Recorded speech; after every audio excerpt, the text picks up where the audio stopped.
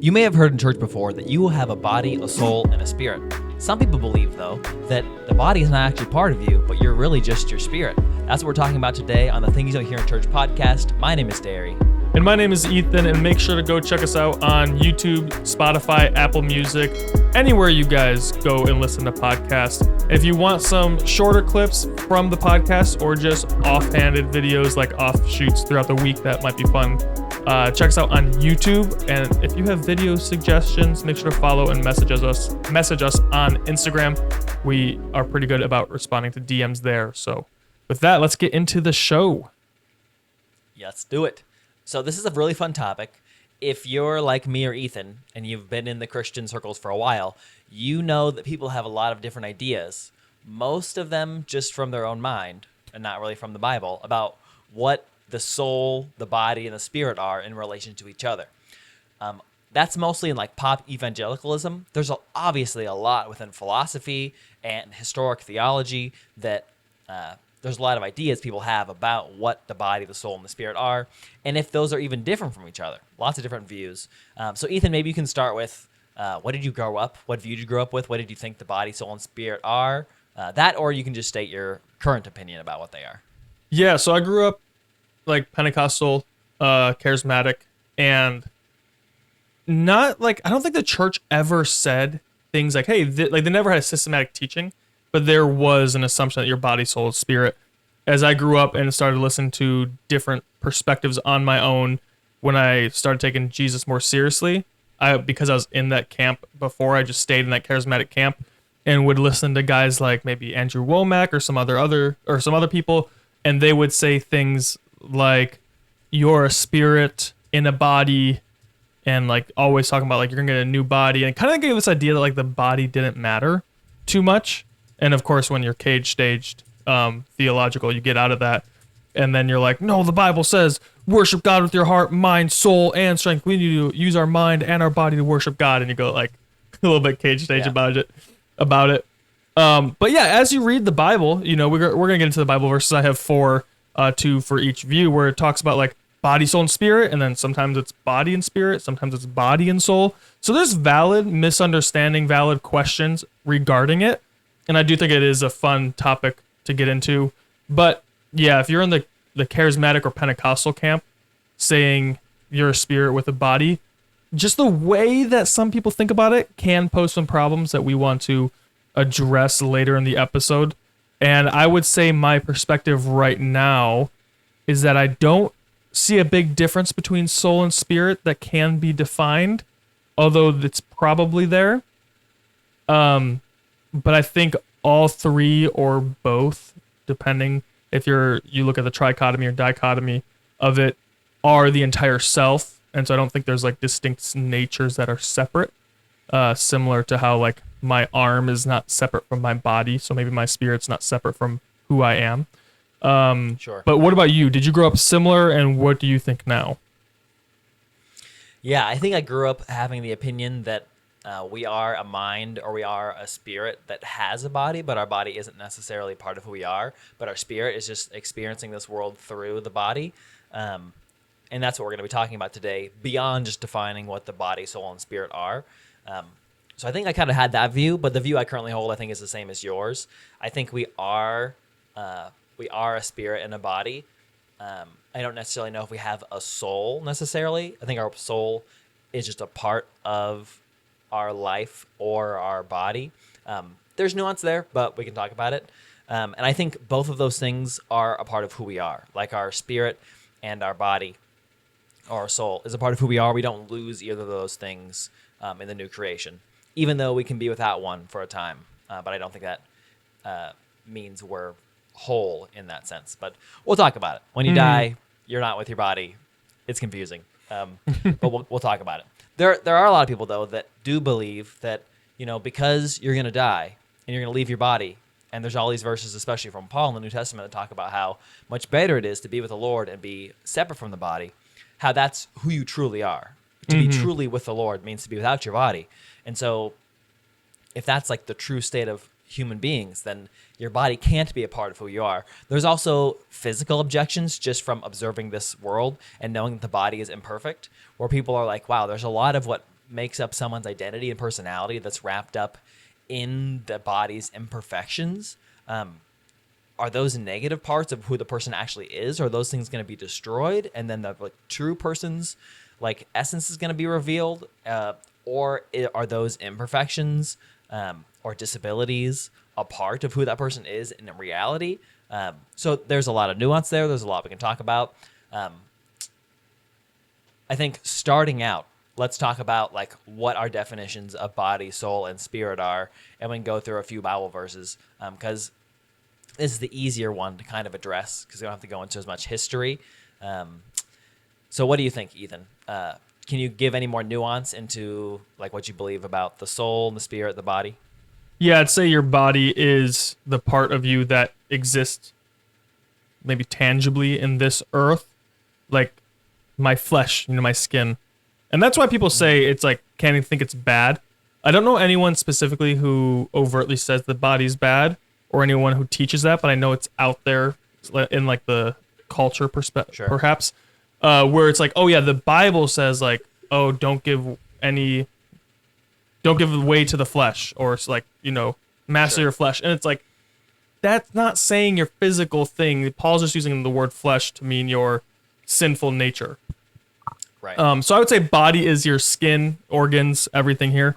Your spirit is the part of you that is, spirit and exists, or not exist, but can interact and, work within the spirit realm.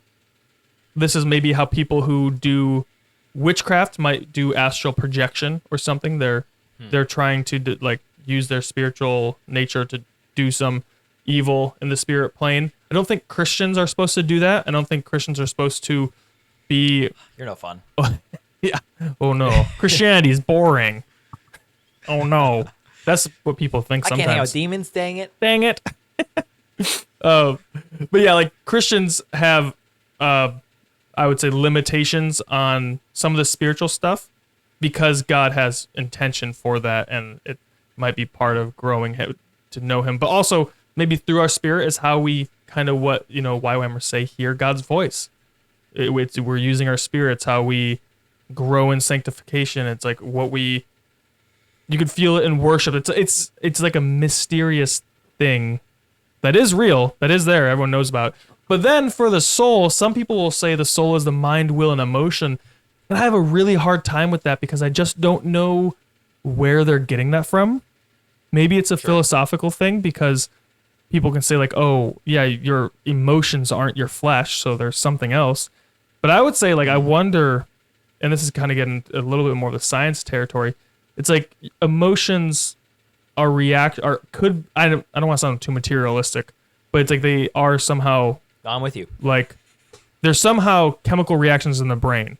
When a chemical gets released, you feel a certain way, and those can be... But those are good, right? But they're still somehow attached to the material world and the physical world, where I don't know if spirit is. I don't think there's any observable things that happen that you can say, oh, this is the spiritual stuff. But your thoughts, and they also say your mind, will, and emotions. I'm okay, but my desire, my decision making is my soul somehow. If I decide to have Raisin Canes over Chick-fil-A, my soul was involved. It just seems like I just had a desire and I wanted to eat and I wanted the best food, so I went to Canes. No shade to Chick-fil-A. Canes is just delicious. So yeah, what do you think? You said you kind of agree with the emotions there. I mean, I think it is nuanced. I do like what you're saying about the emotions. I don't think that our soul and our body are necessarily distinct from each other. They, just like you said, what was the analogy you gave with the arm is a part of you, but it's not the same as your mind? Yeah, exactly. Right? Just that, yeah. My arm is me. You are both your mind and your arm, but your arm and your mind are not the same thing. And so I think that also is the case with your soul and your spirit and your body.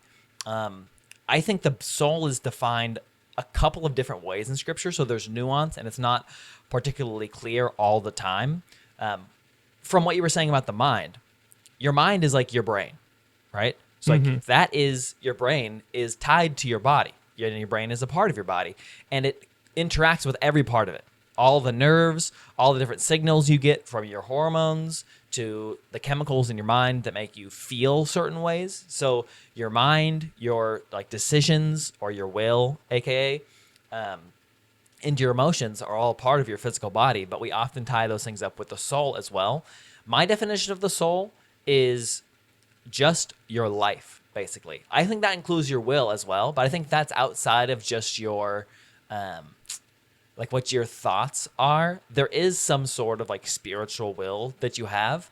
And the reason I say that is because there are a few Psalms that talk about like the soul crying out for God, right? So there is some part of like your self that cries out to be with God, your soul. But I just think that's like your life in general. And the reason that I think that is because in the Bible, at the very beginning, when God's talking about what humans even are, it says that he breathes life into a person, right? And that becomes a living creature. That's in Genesis 2:7.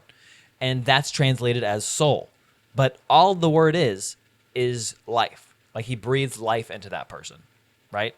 And then when you look at the opposite of that, and this is the verse a lot of people go to try to refute the belief that I have, is in Ecclesiastes 12, where it says that, and the dust returns to the earth as it was, talking about like when somebody dies, and the spirit returns to God who gave it, right? Mm-hmm. And so they're thinking of that like eschatologically, of like when you die, your soul's going back to be with God, and Or does it that's, say like, spirit you or existing soul? with God.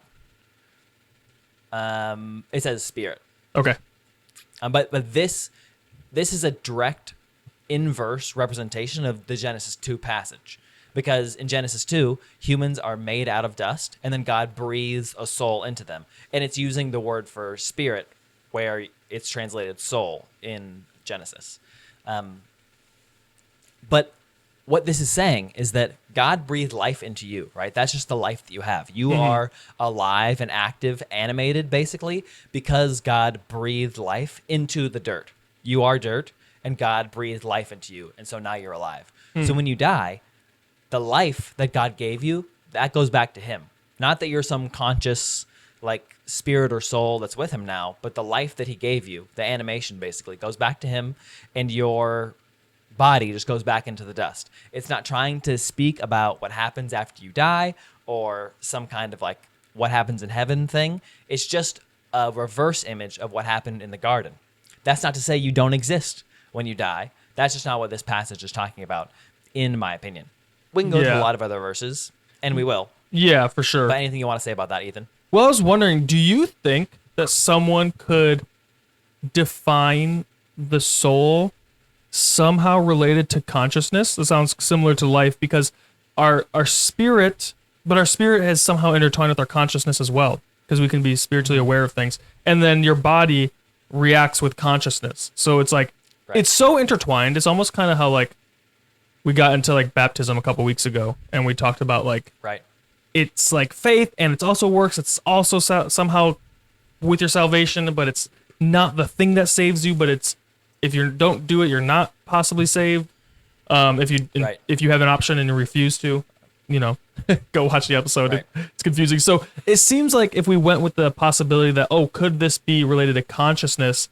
I know just scientifically people are very confused about consciousness. Christians aren't. Christians are not confused at all.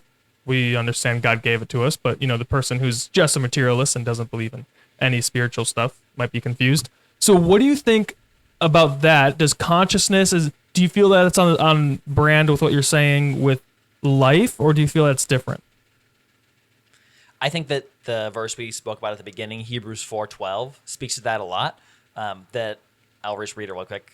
For the word of God is living and active, piercing to the divisions of soul and spirit, of joints and marrow. So it relates those two things to each other.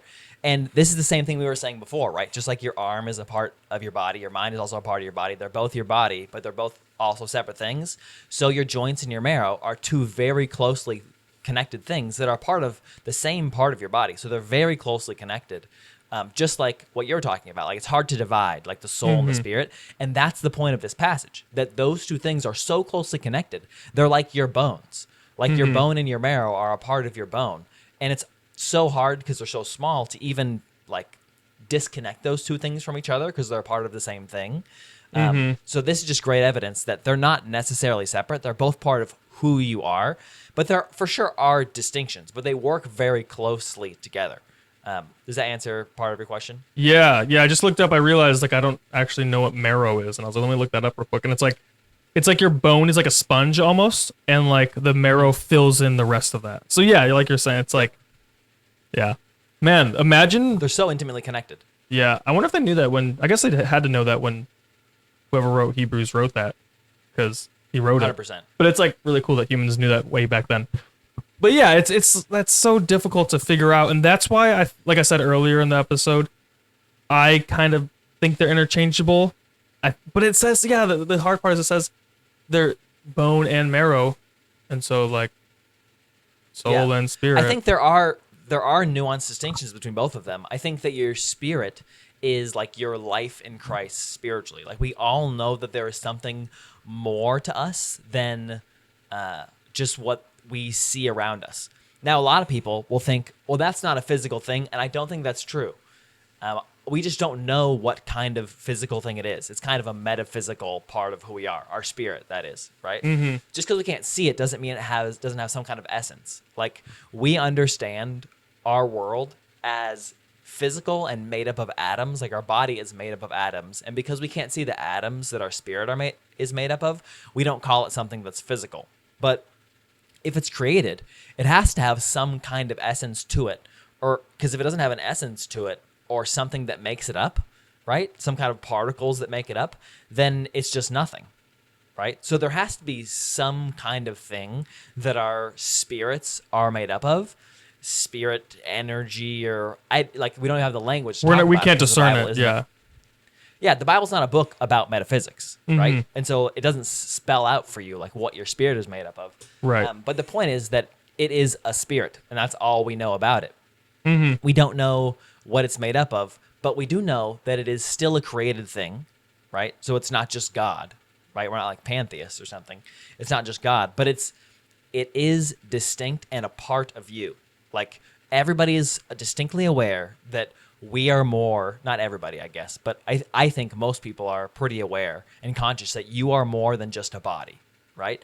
I went to my grandpa's funeral this weekend, and when I was watching him being put in the ground, it's like so obvious, just intuitive to me, and maybe it's my bias, right? But it's so obvious to me that he is still somewhere, right?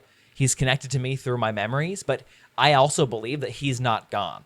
Like, I think that he's somewhere else, that he's just not in his physical body right now. And so it's obvious to me that we are not just our bodies, that we are more than our bodies, that we have some kind of invisible spirit part to us. Yeah.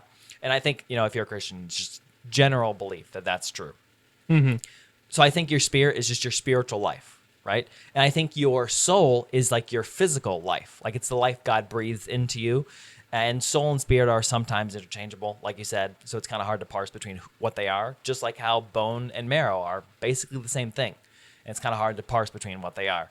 And then obviously your body. So there are those three. I do think, though, that it's wrong to say, and this is kind of the point of this portion of the podcast, I do think it's wrong to say that your soul, your spirit is like your life with God and your spiritual side. Your body is like your physical side. And then your your body is your physical side, and then your soul is like your emotions, your will, and your mind. I don't think the Bible lines that up at all. I think that those three things can be a part, obviously, of your soul, because your soul is your life, and that's what the Bible calls your soul, is your life. Like God breathed life into us, He breathed a soul into us. We give that more meaning, whether it's through Greek philosophy or just modern ideas of what a soul is like from pagan religions or New Ageism. I don't know all fully where like all of our different ideas come from, but that's definitely not what I think about the soul at this moment. Yeah, it's so interesting how the Bible uses it. Like I just looked up the word soul in this software I have, and the first one it says, I think it's Abraham petitioning the angels, and it says, "Let me prepare you a dish, and you may eat." Or it says, "Oh, maybe this is Esau." Yeah, Jacob and Esau. So Esau says, "Prepare me a savory dish for me such as I love, and bring it to me that I may eat. so my soul may bless you before I die. Oh, sorry, that was Esau and Isaac, the dad. But yeah, it's like, okay, so he wants to eat so his soul can bless him. So some again, eating, body, blessing, soul. So interesting. I was just looking that up because you mentioned how it's like the life that it breathes into us. But yeah, then with the for the case of like that there's three different things, right? We read Hebrews 4:12. We also can look at 1 Thessalonians 5:23.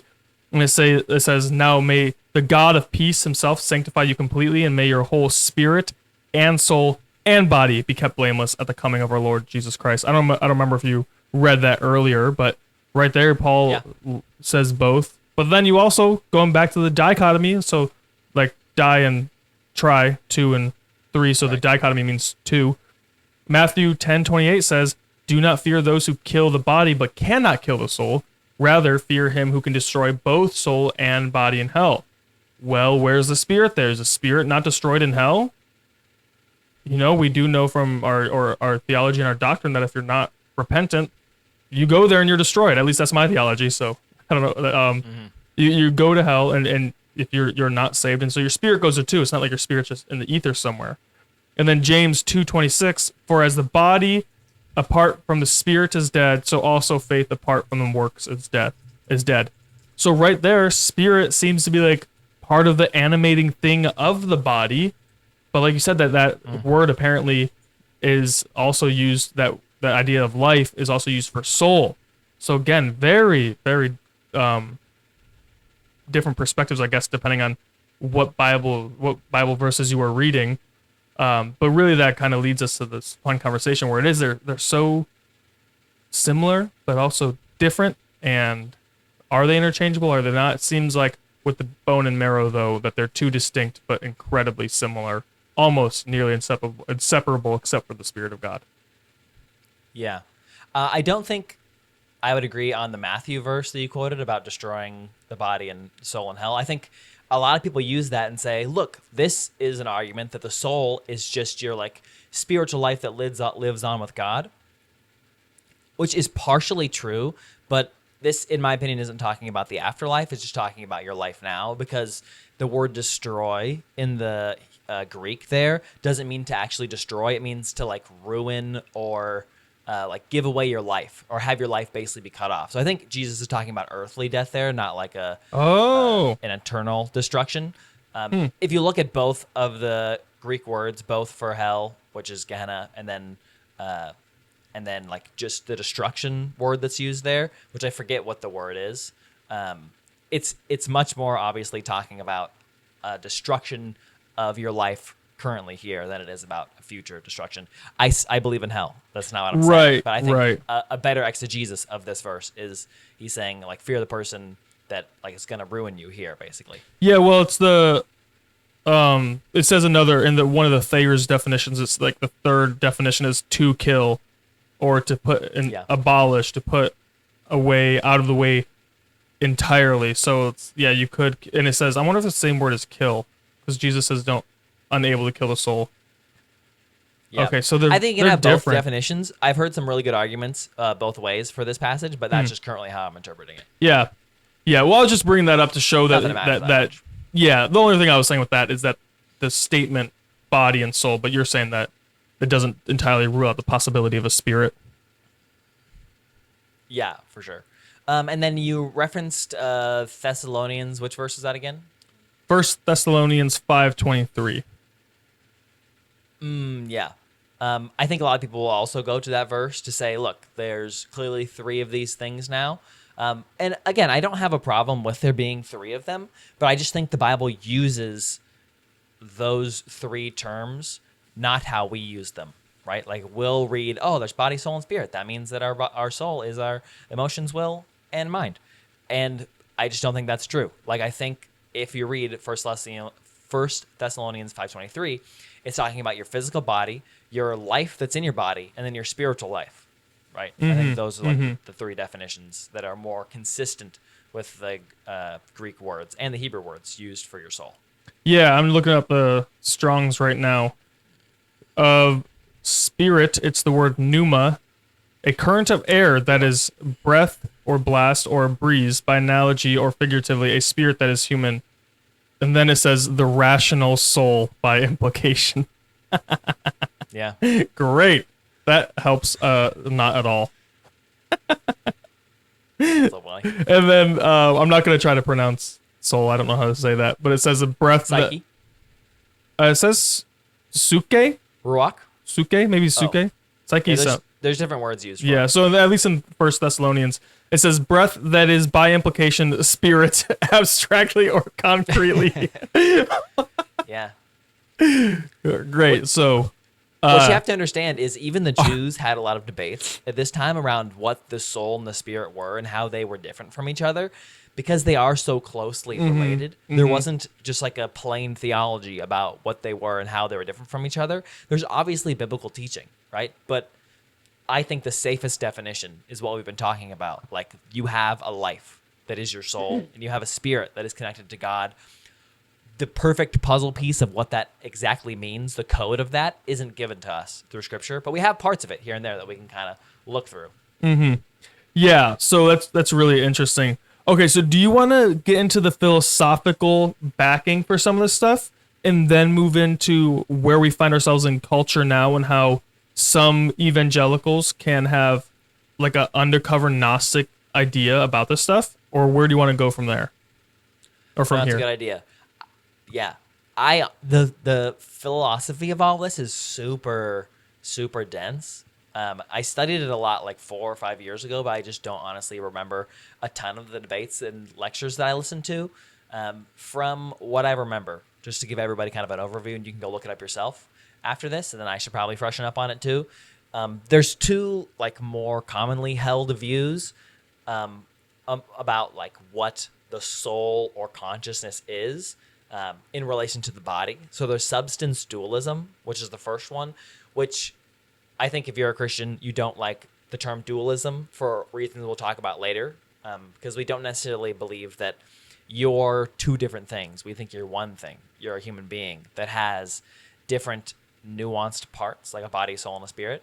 Are So we substance dualism, are we little trinities? Just kidding, that's heresy. Just kidding. that message has been preached many times. My gosh. At church. Well, I think Benny Hidden one time said there's like 7 parts to the Trinity, so can't get much worse than him. Perfect. He's probably right. He has more money than me, so he has to be right. Yeah. That's how it works. Okay, so substance dualism. So substance dualism is the idea that there's some kind of substance to you that is outside of the physical that's controlling your physical self. And there's this whole big debate among philosophers, not necessarily Christian philosophers, but just philosophers in general about substance dualism, because energy in our like world cannot be created or destroyed, right? It's just all the energy that's there from God, in my opinion. And so if there's some kind of energy that is controlling and giving animation basically to your life here in your body, then that's an amount of energy that's being created, and that's obviously a problem because we don't see new energy being created. And so there's just like a where's the evidence kind of question for the substance dualism part.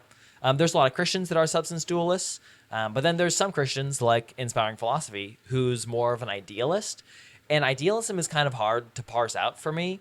It's just more confusing because you think, like, if you're an idealist, you think that, or Christian idealist, I guess, you believe in like a unified self where the spiritual reality of who you are is more primary. Yeah, like it's all about like the mind of God, basically. And I guess if you're an idealist, you could believe, and this is getting crazy, and we should probably stop talking about this in a second because it's going to be too long of a rabbit hole, but I think if you're an idealist, you could even believe that physical reality isn't real at all, because it's the same question of like, if a tree falls and nobody hears it, like, does it make a sound, right? Mm-hmm. That's like a serious philosophical question, right? What's the philosopher's name who had a cat? Is it Schrodinger's cat? Schrodinger's cat. Something like that. I can't remember. But basically, it's like, is the cat dead? If you shoot this box or you stab this box that has a cat in it, and you don't see the cat die, is the cat actually dead? There's a lot of good memes about it. It's pretty funny. And for someone who's not super into philosophy, you might think, well, of course the tree makes a sound, right? And of course the cat's dead. But because you didn't observe it, did it actually happen? Because all things that happen, if not observed, it's not necessarily like true that they're real. I think they're real because there is a mind that observes everything that is God, right? But if you didn't experience it, then is it necessarily real? Because reality is technically only made up of observers or by observers. You can disagree. I don't know if I even fully agree with that, but it gets pretty deep and it's pretty fun. Anyways, those are kind of the two camps that I see a lot of people fall into and debate between idealism and substance dualism. It doesn't matter as much for Christians, probably not. I like sticking to more of the biblical like idea between these two, or at least talking about like Platonic views of dualism, which we'll get into in just a second. But any comment on that, Ethan? Yeah, I just did a quick chat GPT thing to compare substance dualism and idealism, and something I found really helpful because like we were talking about, it gets pretty dense. Is it says as far as relating to the physical world, substance dualism would say the physical world exists independently of the mind, and so it just is there. Right. Where an idealism would say the physical world is not independent; it exists because it's observed, basically. And that's more of like the biblical view of our bodies. That like we're connected. We can't be disconnected from each other, right? Because substance dualism believes that the mind is independent from the body. And gives life basically to the body. And idealism, although it is kind of weird in my mind in some ways, with like the observer kind of thing we just talked about, I think the Bible talks about us much more like that, in that we are all of like our body, soul, and spirit. We're not just a soul that is animating a body. Right. Like, and then it can get into big deals of Christian ethics that actually I didn't even write down. Which is actually a way bigger deal than some of the fun things I wrote down, because I just have like some fun sayings, but I'm like actually thinking about it. I'm like, oh my gosh, yeah. If you think that your body's independent of your soul and spirit, then you could be like dairy and be fine with replacing as many parts of your body with robotics as possible. Yeah. That was from years ago. Maybe you changed your mind, but I remember being like, I just feel like I don't want to give up my leg. I know if I like went to war and got amputated or was in a horrific accident and had to get amputated, I'm still me. I'm not just my body, sure. But my body is partly who I am, and so that does matter. And so I just don't think, it's like, but it also then matters for like maybe some sexual ethics of different things of what body God placed you in, and if your body is part of you, then it gets into all that. So this is actually this is really a lot more. Way deeper and way more fun. Yeah, if you're a substance dualist or an idealist, depending on how you view Christian ethics as far as your body relating to the physical world or the spiritual world. Yeah.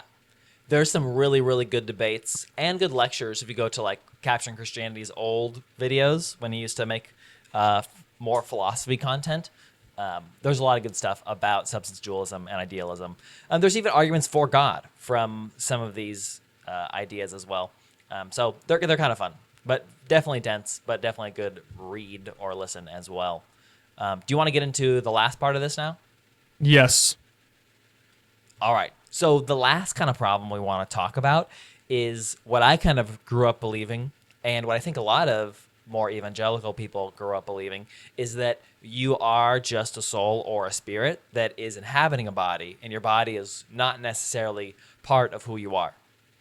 This comes from an idea, originally comes from Gnosticism, okay? The idea that the body is bad and it's going to pass away and needs to be put off, and that the spirit is technically who you truly are, or your soul is technically who you truly are. And you need to sort of transcend those things. It often reminds me of just Eastern religions in general, like Hinduism or Buddhism. You're trying to get rid of the physical self, or get rid of like desire or what you're holding on to, and let it go so that you can transcend and just fully become the spiritual you are. Although the differences, of course, are profound when it comes to the differences between Christianity and what you would believe if you were a dualist. In the end there, and other Eastern religions, but still similar in like speech a little bit. Mm-hmm. So it comes from Gnosticism, and then later on you have people like, or at least Platonic ideas, not later on, but you have Platonic philosophy coming from Plato that basically teaches the same thing, that the body is kind of negative and that the spirit is like truly what is good. And you have a lot of Christians adopting this philosophy early on, people like Origen, people like Augustine, kind of not fully endorsing these views, but being proponents of it for sure. Of course, it gets complex when it comes to reading church fathers, but they adopted a little bit more of those views, and then it becomes popular later on, like today, obviously. And so we don't necessarily agree with those because I don't see the Bible describe that, but a few passages that do seem like they talk about dualism, or when I say dualism, I mean your body not being part of who you are, but your spirit fully being like who you are. Basically, dualism is the same as substance dualism when I'm referencing it, just that they're two distinct things, right? So we can go kind of through a couple verses that are maybe problem passages for people that don't hold a dualist view. If you're a dualist, you're probably listening to me talk about this and you're thinking of a few of these. So we can go through a few of them, but anything you want to say first, Ethan? No, go for it. I'm excited to get to how current day we are infused with some Gnostic ideas. But for now, keep going. Sweet. So maybe I'll start off by just reading 2 Corinthians 5, 1 through 10 really quick. I could just read the verse 8 part, but I think it'd be better to read the whole context for everybody. So, okay, 5 through 10 says, "For we know that if we are earthly, For we know that if the earthly tent we live in is destroyed, we have a building from God, an eternal house in heaven, not built by human hands." So immediately you're kind of thinking, oh, like these are kind of separate things, right? Like there's some kind of earthly tent that we're in, but like God has like a better tent for us that he's built for us. It's from God and it's in the eternal house in heaven. Okay. So keeps going and says, "Meanwhile, we groan, longing to be clothed, instead with our heavenly dwelling. Because when we are clothed, we will not be found naked. For while we are in this tent, we groan and are burdened, because we do not wish to be unclothed, but to be clothed instead with our heavenly dwelling, so that what is mortal may be swallowed up by life. Now, the one who has fashioned us from his very purpose is God, who has given us the Spirit as a deposit, guaranteeing what is to come. Therefore, we are always confident that we know that as long as we are at home in the body, that we are away from the Lord. For we live by faith, not by sight. We are confident, I say, and we would prefer to be away from the body and at home with the Lord. So we make it our goal to, man, I cannot read my screen right now. Sorry. No We worries. make it our goal to please him, whether we are at home in the body or away from it. For we must all appear before the judgment seat of Christ, so that each of us may receive what is due for the things we have done while in the body, whether good or bad. So all of this kind of language here is very like, we're with God and we're away from the body, or we're here in our bodies currently. But I think there's a third place that we're overlooking. But before I go into that, is there anything you want to say about this passage, Ethan? No, it's a good passage to go over because it does have those questions that people might be raising. Yeah. I think that there's a third place that we're missing, and not just two. It sounds like there's two. There's just the place where we're with the Lord or we're with the body. I think that there's a third place. And I think that because of Revelation. Ohio. Another verse that a lot... Yeah, Ohio. Where all the disembodied spirits go, to Ohio. This is another verse that a lot of people bring up if you're a dualist. And you'll go to Revelation 6, 9 through 11, which references the souls under the altar. And so it says, "I saw under the altar the souls of those who had been slain because of the word of God." So basically people who had been martyred because of the word of God. And so there's these like disembodied souls that are before the throne of God. This is my theology on these verses. And Ethan, you can tell me if you agree or disagree. I think there's three stages, right? There's where we are right now, right? We're in our bodies, and that's the place that Paul calls the earthly tent, right? Paul, at the very beginning in verse 5 of 2 Corinthians 5, says that he is currently in an earthly tent, right? And then in verse 2, he references that that was verse 1. In verse 2, he references that he wants to be clothed, right? And then he wants to be clothed in a heavenly body. I believe that there is a time when we're clothed, which is here. There's a time that we're unclothed, right? Because he references in verse 2 and in verse 3 about being unclothed and not wanting to be unclothed. That's when we die. When we die, we are separate from our bodies, right?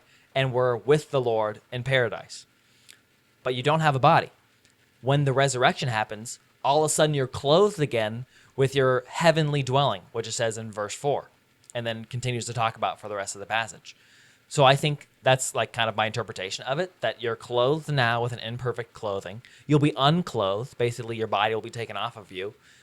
But then you'll be resurrected to a new life and a new physical dwelling place that is still who you are, still a part of your body. I think this is obvious from Jewish thought on the resurrection as the only view. Their only hope was that they would be resurrected from Sheol, basically from death. But Ethan mentioned earlier about Christ, before this podcast actually maybe, that Christ is the perfect example of this, right? Christ dies. His body is in the grave, literally, and he goes to Sheol, frees the captives, and then is resurrected 3 days later to a new imperishable body, right? So Jesus' body, I mean, unless you want to create some real old heresies here, you can't say that Jesus doesn't have a body because Jesus is fully human. He has a body. He's not just a spirit, right? And when Jesus is resurrected, the fullness of who he is a resurrected body. And he even has parts of himself that are still pre-existent from before he died, the scars in his hands, and he's still somewhat recognizable. Obviously, he's changed a little bit. But do you agree, Ethan, that there's those 3 stages, or do you think that it's different than that? I like how you looked at that, where you're clothed, unclothed, reclothed with better clothes. I never like formulated put those words to that verse, but that totally makes sense to me. And yeah, with the idea of Jesus coming back, and he had a new glorified body that looked like his old body. He didn't get it's not like I'm who knows, maybe I'll have a hairline. Maybe the Lord will redeem my hairline. There'll be no whatever would be the result of a genetic problem coming from the fall, perhaps would be fixed. But he had scars, right? Like he had he told Thomas, like, hey, touch my scars, put your hands on my side, like see where I was pierced. Mm-hmm. And so it seems like the body you got now might be the body you got forever, which might mean you want to steward it pretty well, you know? Yeah. So yeah, that I'm on board. I'm with it. I think all of this also, even if this verse is not speaking about an in-between state of being unclothed and being with the Lord, no matter what, Paul here is longing for the resurrection, because the thrust of this verse is about longing for a heavenly dwelling place, aka the new body, which is what this verse is about. He longs to be free from the body that he's in and in a new resurrected body in the new heavens and new earth in the garden, even though that's not what this verse is, like the garden isn't what it's referencing. He longs to be in paradise with the Lord in his heavenly dwelling, which is the new body that God is creating for him, which verse 1 and 2 reference. So no matter what, he's not longing to be separate from his body, which a dualist would say. He's longing to be in his new created body, out of his imperfect body that he's currently in. He wants to be with the Lord, main thing, and he wants to be in his new dwelling place, which is a new body. So no matter what, Paul is still saying that who he is a spirit and a soul and an actual body, his spirit and his soul's dwelling place, the thing that his soul is animating. He's not saying that he isn't a body and he's just a soul. He's saying that there's something wrong with him when he is outside of his body. He's in a current tent and he wants to go and be in a new one, which is his new body, which is still a part of him. I think some people could get caught up on the language here of like a tent and say like, well, if you're sleeping in a tent, like you're not a tent, you're just a body.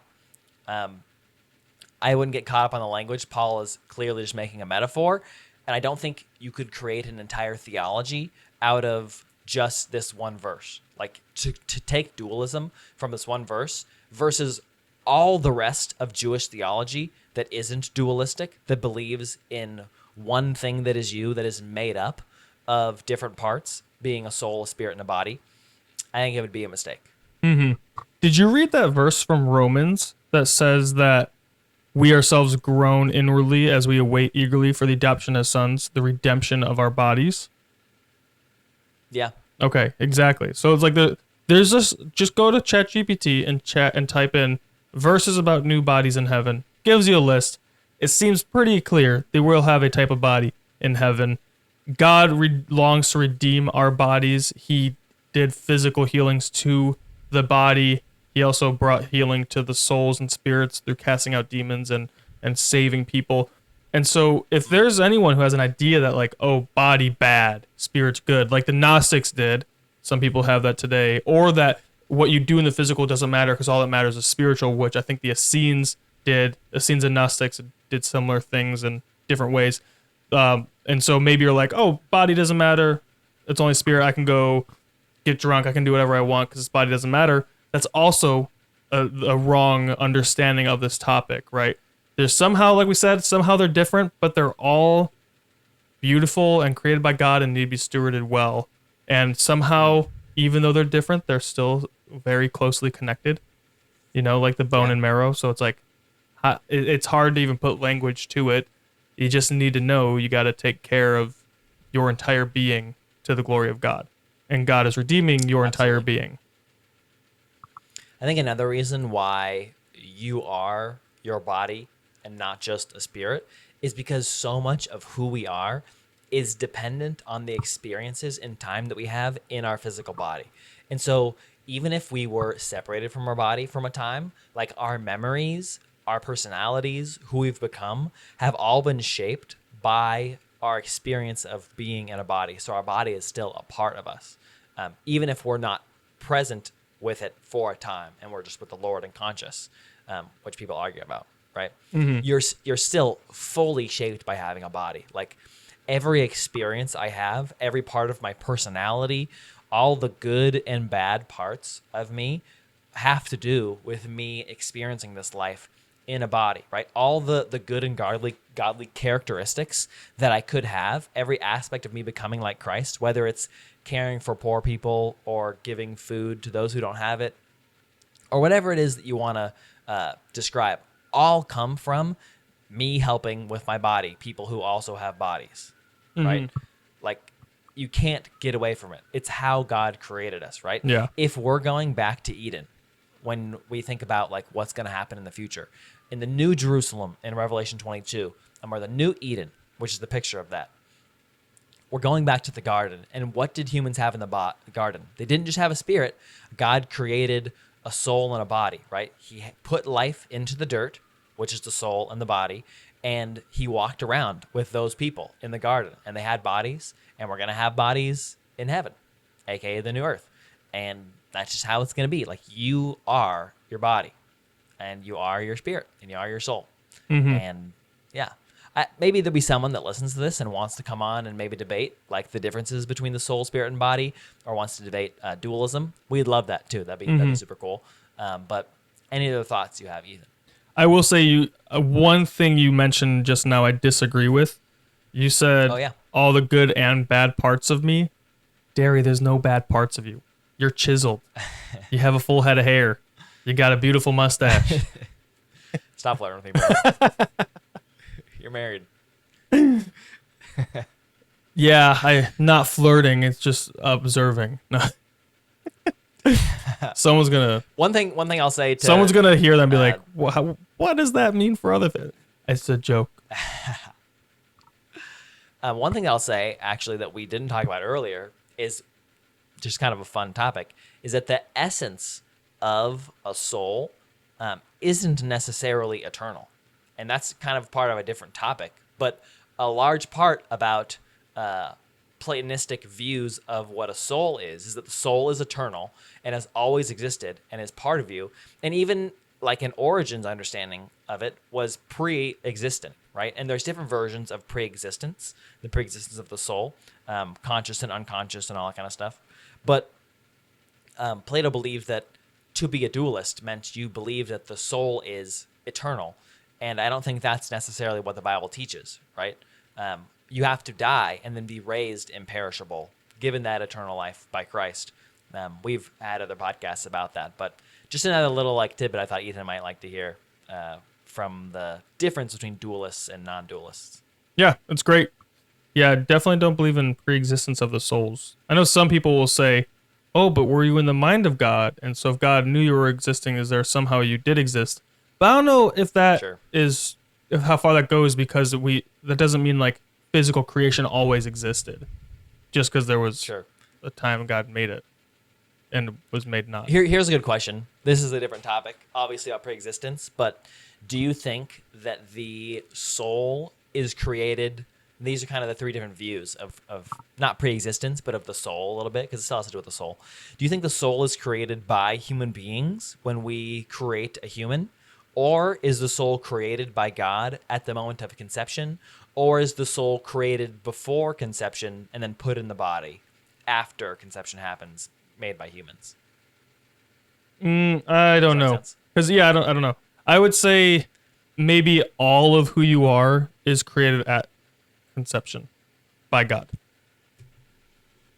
Okay, so like we kind of put the DNA together that God gave us at conception, and then God puts a soul in it, basically. Yeah, I don't know. I could Because be like you could definitely be some kind of pre-existence believer and not believe that there's a conscious pre-existence, but just that God created a soul like, I don't know, 10 minutes before the body was technically created. Yeah, I don't think There's a lot of different views. it doesn't for me to say like, oh yeah, God creates the soul at conception when the DNA meets and the body starts being formed. It's like it doesn't pose a problem for me because we're believing in an all-creating, all-powerful God. So it's like at the end of the day, whatever creation is, it goes back to God. Now, yeah, what was that? Like we're talking about a God who creates everything out of nothing. It is interesting from the perspective of, I don't know, like you mentioned earlier, the physics. In physics, like energy can't be created or destroyed. So I wonder what someone would say with regarding that. Maybe they're just saying like, maybe it wouldn't apply because it's different. But yeah, interesting. I would say all at the moment, maybe. Sure. I think it would be fine to believe in some version of pre-existence as long as you don't believe that it's conscious. As long as you're not Mormon. As long as you're not Mormon, you can believe whatever you want. That's not true, but yeah. Anyways, I was gonna take it too far. Anyways, great episode, fun episode. Hope the guys were, hope you guys learned something. Hope you enjoyed. If you did like this, please follow. If you're not, like and comment. If you did, it really helps get the algorithm going and help us grow the channel so more people can hear about the great thing. The more people can hear about the things you don't hear in church, where we talk about the great things that are not spoken about in church. Should write down my outros from now on. All right, guys. Well, see you next week. Shoots.